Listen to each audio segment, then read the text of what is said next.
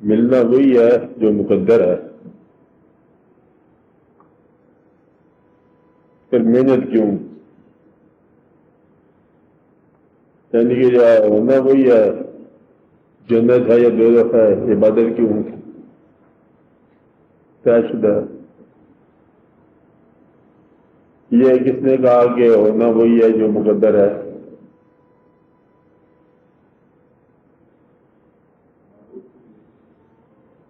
اللہ نے کہا ہوگا، ہاں، کہ تم اپنے مقدر میں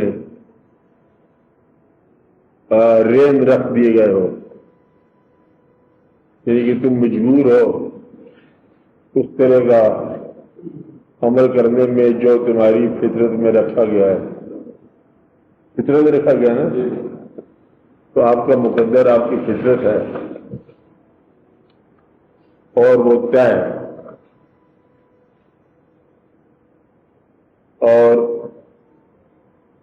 محنت کو مقدر کے ساتھ مقابلہ کرنے کا سمجھ نہیں آئے گی آپ کو۔ تقدیر کے ساتھ مقابلہ تدبیر کا ہوتا ہے کہ جب تقدیر طے ہے تو پھر تدبیر کس بات کی؟ اور اگر محنت کا مقابلہ کریں گے تو پھر آرام کے ساتھ کریں گے، جو ہونا ہو تو ہو ہی جائے گا۔ اب جس اللہ کریم نے کہا ہے نا کہ تم لوگ اپنے مقدر میں پابند کیے جا چکے ہو، اسی نے وضاحت فرمائی ہے کہ تمہیں پیدا کیا گیا محنت کے لیے، محنت کے لیے بھی اور عبادت کے لیے۔ اچھا، اگر ہم اس دونوں احکام کو معلوم نہ کرتے ہیں، فرض کرو پتہ نہ ہمیں، اور ہم جانتے ہیں کہ جو مقدر میں ہے وہ ہو جائے گا، اور اسی بات پہ یقین کر لیا جائے جو مقدر میں ہو جائے گا، اگر یقین کر لیا جائے اور پھر صرف انتظار کیا جائے مقدر کا تو پھر ہو جائے گا۔ پھر جھوٹ نہ بولنا، یعنی کہ اس نے جو رزق لکھا ہے وہ مل کے رہے گا، کھانا اس نے لکھا ہے تو پھر مل کے رہے گا، پھر جب تک نہ ملے تب تک کھانا نہیں آتا۔ اور یہ کب تک رہے بات؟ مرتے دم تک، کہ آپ کھلاؤ گے تو ہم کھائیں گے، مقدر ہے تم دو، میں کماتا نہیں ہوں، آپ بات سمجھے نا؟ پھر یہ انتظار کب تک کرنا ہے؟ آخری تک، اور آپ آخری سے 4 دن پہلے بھاگو گے، گویا کہ آپ حکم کی بجائے ضرورت کے تابع ہو گئے ہو۔ اگر تو حکم کی تابع داری کرو نا تو پھر تو انتظار کرو کہ وہ دے گا جہاں سے مجھے دے گا، اور تم ضرورت کے تابع ہو گئے ہو کہ بچے نے کہا کہ کھانا لاؤ، تم اللہ کو چھوڑا، توکل کو چھوڑا، چل کھانا دینے سے لگے کہ بچہ مانگ رہا ہے تو یہ تو بعد میں دیکھا جائے گا، مقدر ہے کہ نہیں ہے، فی الحال سے اس کی ضرورت پوری کرو۔ اس لیے آپ کو یہ بات سمجھ نہیں آتی، آپ کو ضرورت جو ہے یہ تحریک دیتی ہے، پیٹ کی ضرورت، کھانے کی ضرورت، بیمار کو صحت کی ضرورت، دوائی کی ضرورت، اور امیر کو آرام کی ضرورت، پتہ نا؟ اس لیے پھر آپ جو ہے نا وہ وہاں مقدر بھول جاتے ہو، وہاں پھر اپنے ضروریات میں خود علاج کرنے لگ جاتے ہو۔ صاحب جب صحت اس کی طرف سے ہے، بیماری اس کی طرف سے ہے، ابھی آگے پڑا کہ ہر چیز اس کی طرف سے ہے، جب بھی اس میں ایسی بات ہے نا، جب اس کی طرف سے آ رہی ہے تو پھر بیماری کو صحت کی طرف لے جانا یہ بڑا گناہ ہے، نہیں بات نہیں؟ تو آپ تو ڈاکٹری کرتے ہو، یہ M B B S doctor ہے، آپ ایسے دوائی کرتے ہو، علاج کا دعویٰ یہ مقدر کو ماننے والے کے لیے یہ جائز نہیں۔ ایک بات، کیونکہ یہ اگر مقدر ہے ٹھیک ہونا تو ٹھیک ہو جائے گا، نہیں ٹھیک ہونا نہیں ٹھیک ہوگا۔ اور ایسے میں شمار لوگ دنیا میں مریض گزرے ہیں جنہوں نے آج تک دوائی نہیں کھائی، اور صحت میں رہیں اکثر، اور پھر جو کچھ ہوگا دوائی جو ہے حجاب ہے ان کا، کبھی دوائی نہیں کھائی، ایسے لوگ ملے گے گولی نہیں کھائی، انجیکشن نہیں لگوایا اور کچھ بھی نہیں کیا، اور اچھی خاصی صحت بھی گزاری، لمبی عمر بھی گزاری۔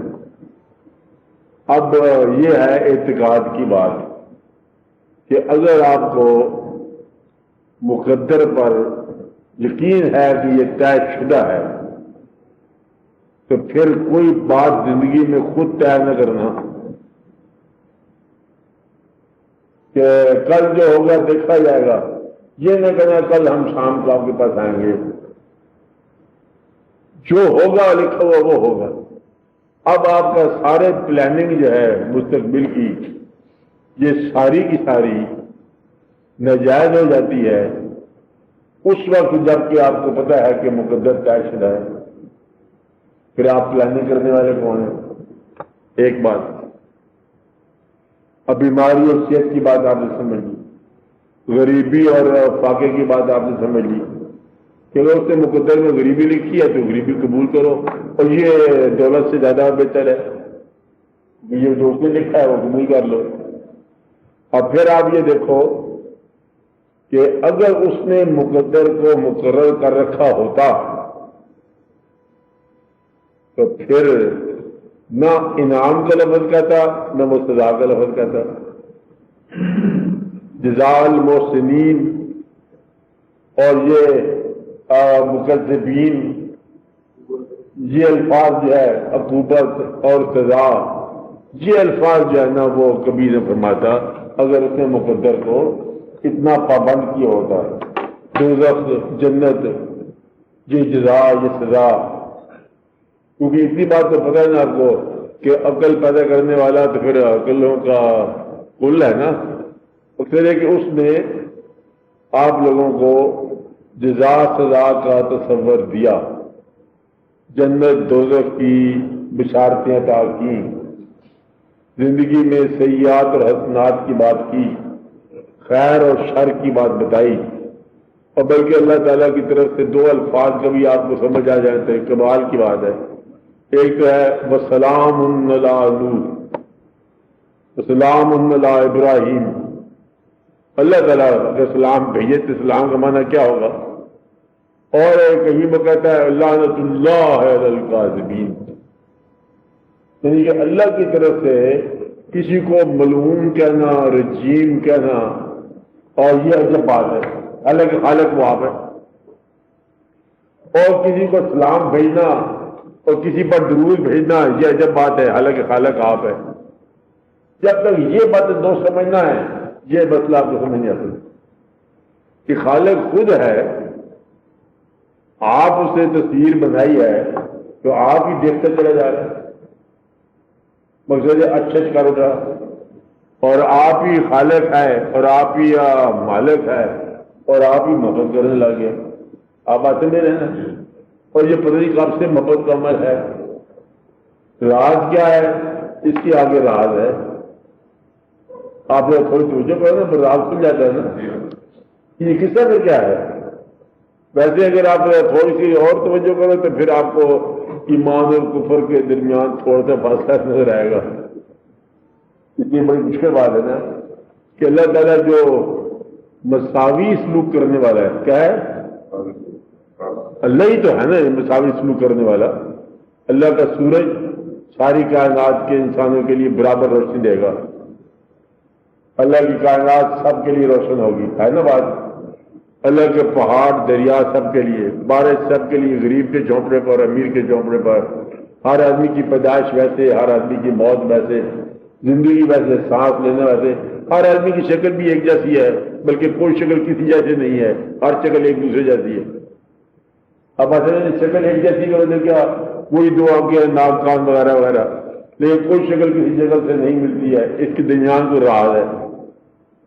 اتنی مساوات پیدا کرنے والا اب بتاؤ، اور کسی کو پھر پیغمبر بنا دیتا ہے اور کسی کو پھر کافر بنا دیتا ہے، یہ کیا بات ہے؟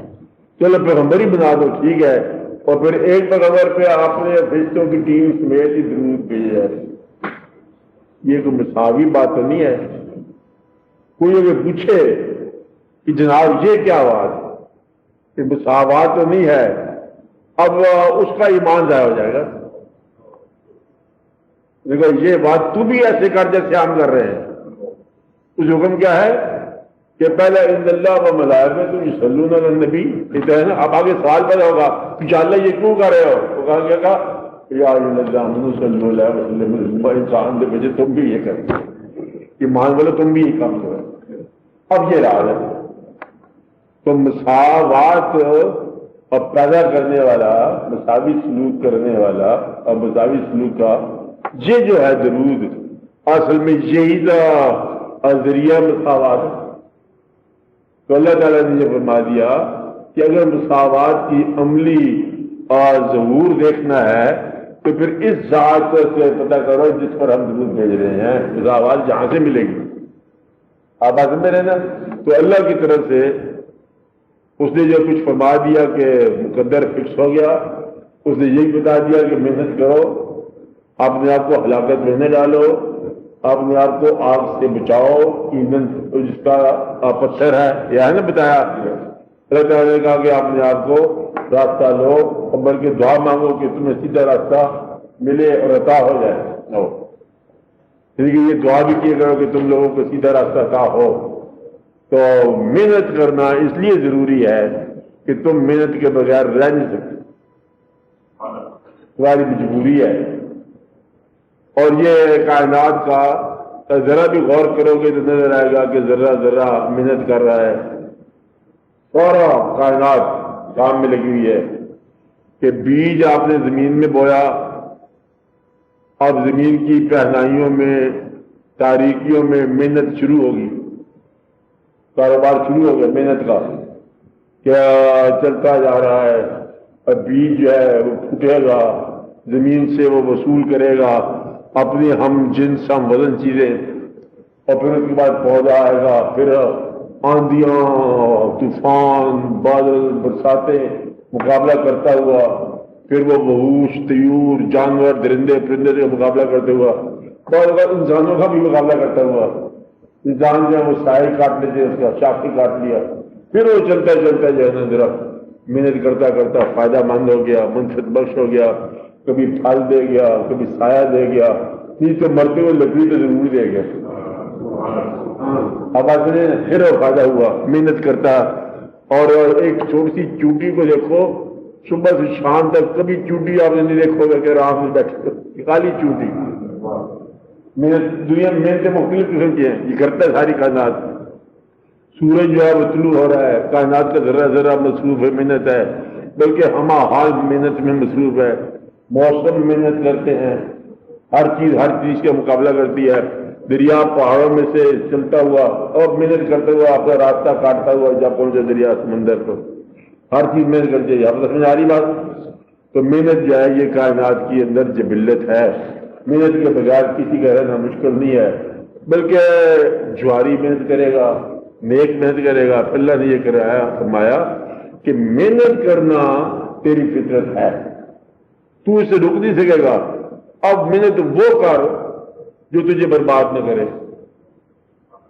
محنت وہ کر جو ہمارے راستے کی محنت ہو، محنت وہ کر جس کا انجام جو ہے نا اللہ تعالیٰ سے اب ملاقات ہو، قرب ہو.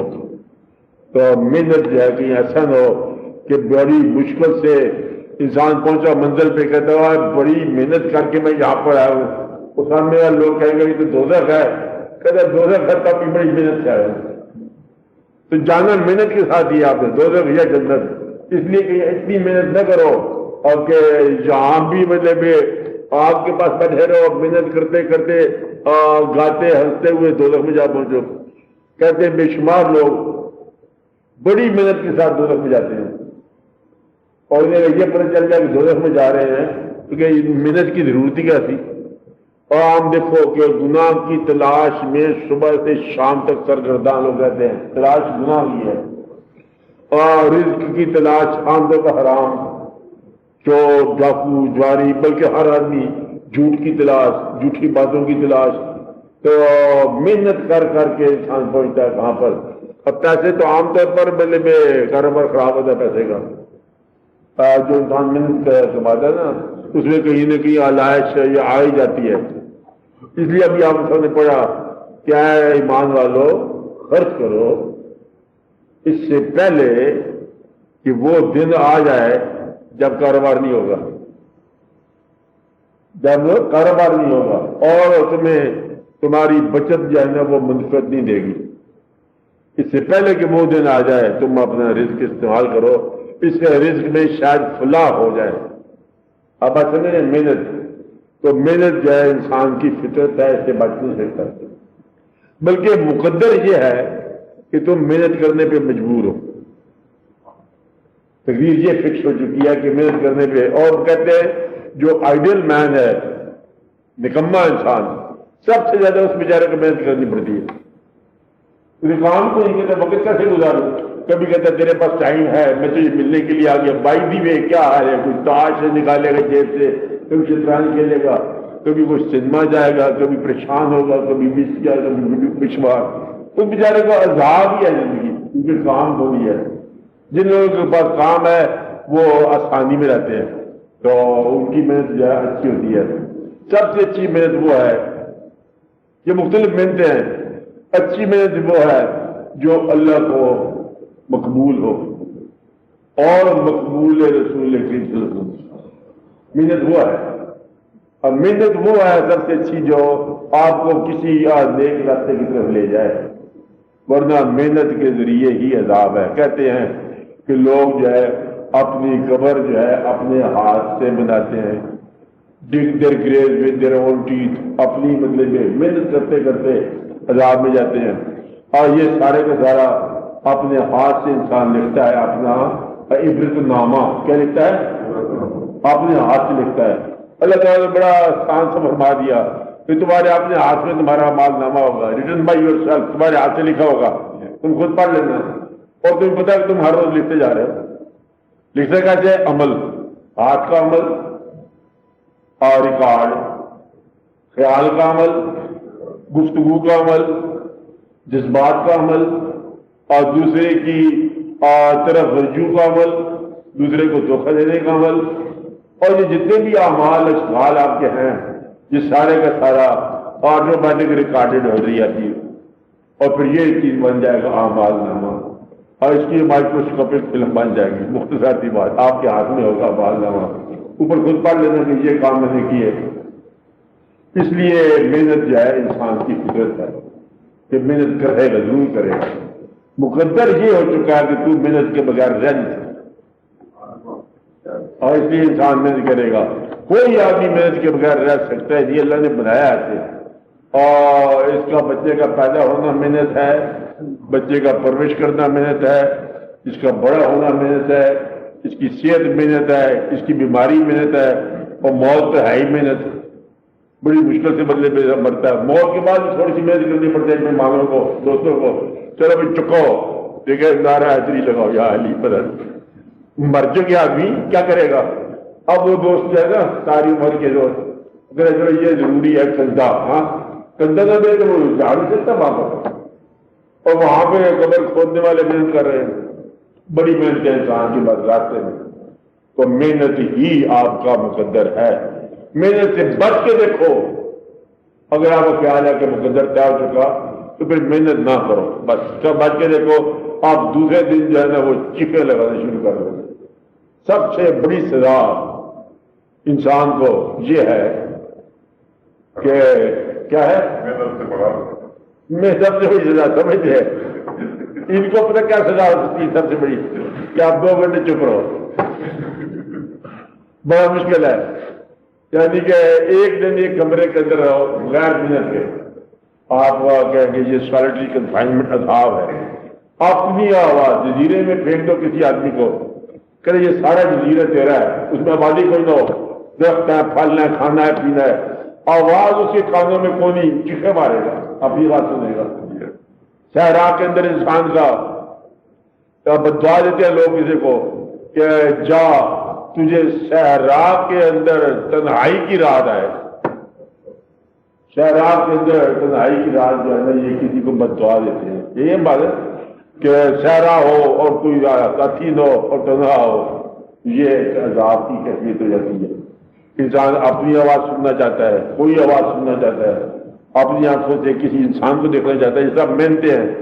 بلکہ پھر محنت جہاں سے پیدا ہوتی ہے کہ اپنی پسند کا نظارہ دیکھنے کے لیے پاؤں حرکت کرتے ہیں، چل رہا ہے، کدھر جا رہا ہے؟ کہتے دیکھنے جا رہا ہوں، کوئی چیز دیکھنے جائے گی، پہاڑ دیکھے، دریا دیکھے، بندہ دیکھے، پرندہ دیکھے، انسان دیکھے، کچھ دیکھے، دیکھنے جا رہا ہے نا، تو پاؤں جو ہے اس طرف حرکت کرتے ہیں۔ یہ محنت، شوق جو ہے یہ محنت ضرور بنتا ہے، شوق محنت بن جاتا ہے۔ اگر شوق ہو یا لگن ہو تو خود بخود محنت ہو جاتی ہے، ضرورت خود بخود محنت بن جاتی ہے، اور جس کی ضرورت ہوگی آپ اس طرف ہاتھ بڑھا دو گے، کھانا چاہیں ادھر آپ ہاتھ بڑھا دو گے، ضرور لو گے۔ پھر کھانا بنانا محنت ہے، آسمان سے بارش، بارش کے ساتھ فصل، زمین کی تیاری محنت، فصل کا ہونا محنت، وہاں سے مارکیٹ سے، گھر سے یا پسائی سے چوانے تک ساری محنت ہے۔ پھر میدا محنت ہے، پھر یہ باقی سارے کائنات، ساری کائنات جو ہے نا ہمہ وقت گردش میں ہے، یہ محنتیں ہو رہی ہیں۔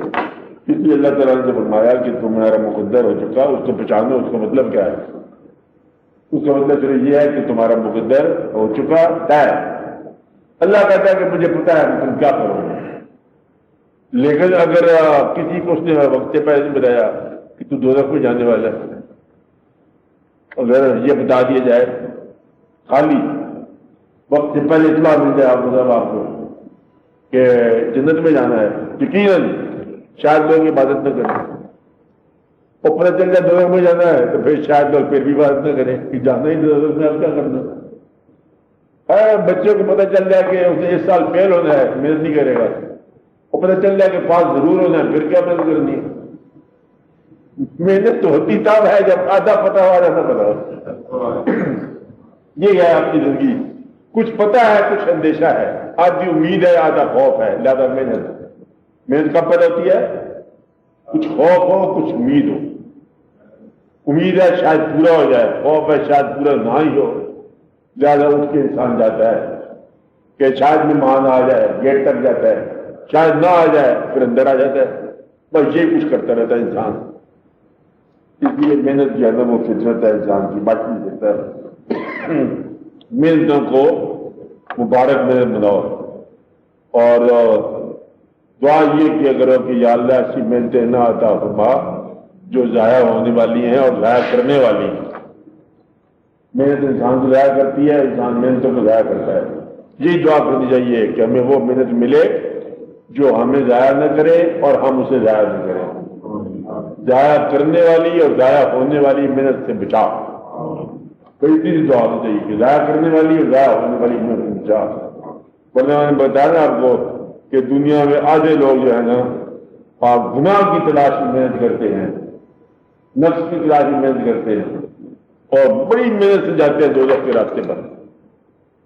تو اس لیے خیال رکھنا چاہیے کہ مقدر طے ہے، محنت ہے، آپ کے اندر محنت کا جذبہ ہے، ہر آپ کے وجود کے حصے میں محنتیں ہیں، محنتیں ضرور ہے اور مختلف قسم کی ہیں، کائنات کا ذرہ ذرہ مصروف ہے محنت ہے، اور یہ ساری آوازیں ہیں آپ کو محنت میں مجبور کرتی ہیں۔ بچے کی چیخ، چھوٹے بچے کی، لوگ ماں باپ پاگل ہو گئے، آپ مصروف محنت ہو گئے، اور بچہ اتباع سے رونے لگ گیا، اب یہ ماں اور باپ جو ہے دونوں بےتاب ہو گئے کہ بچے کیا ہو گئے۔ بچے نے کچھ سوال کر دیا، باپ کو بتایا کہ ہمیں تکلیف ہے، بچے کی تکالیف سے ماں باپ محنت کریں گے۔ کسی دوست کو کسی بات کی ضرورت ہے تو تکلیف ہے، محنت، اور خالی کسی کا کوئی چیز بنانی ہو تو اس کے ساتھ ہی محنت۔ میں نے کہا تھا کہ زندگی سے محنت، شادی محنت، موت محنت، زندگی محنت چلتی جاتی ہے۔ اور ادھر بات سمجھ آ رہی ہے آپ کو؟ اس کائنات کے اندر یہ محنتیں چلی آ رہی ہیں، اور آج ہماری آسائش جو ہے ہم سے پہلے زمانے کی محنتوں کا نتیجہ ہے۔ آج کی آسائش کیا ہے؟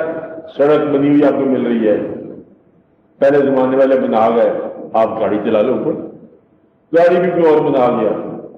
مطلب یہ ہے کہ جو کچھ آپ کے پاس آسائشیں ہیں پرانے لوگوں کی محنتیں ہیں، आपके पास मस्जिदें बनी हुई हैं पुराने लोगों की, नेकी है पुराने लोगों की आ रही, माँ बाप की दुआएं आ रही हैं, तो मेहनतें जो हैं उनकी मेहनत तुम्हारा खासा है, उनके लगाए हुए दरख्त तुम्हारा फल बनते हैं।